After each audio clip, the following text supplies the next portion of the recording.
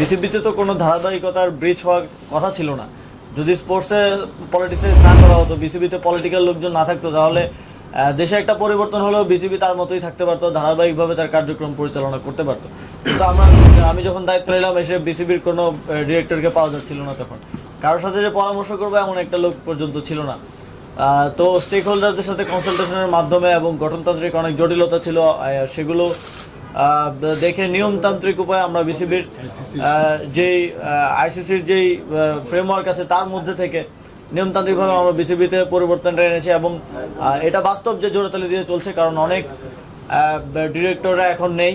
এবং কিভাবে নতুন ডিরেক্টর বা আমরা যে বিসিবির গঠনতন্ত্র আছে তার ভিত্তিতে নতুন ডিরেক্টরদেরকে আমাদের নিতে হবে। এবং সেটা নেওয়ার ক্ষেত্রেও কিছু চ্যালেঞ্জ আছে, যেমন আমাদের ক্রীড়া সংস্থাগুলো এখনও পুনর্গঠন হয়নি, পুনর্গঠনের কার্যক্রম চলমান আছে, আপনারা জেনেছেন। সেগুলো পুনর্গঠন হলে তার মাধ্যমে নিয়মতান্ত্রিক উপায়েই আরও নতুন ডিরেক্টর ইনক্লুশন হবে। তারপরে বিসিবির ডিপার্টমেন্টগুলো ডিস্ট্রিবিউট করার ব্যাপার আছে, এবং সেগুলো ডিস্ট্রিবিউট করার মাধ্যমে বিসিবির কার্যক্রমে আরও গতিশীলতা আসবে বলে আমি মনে করি।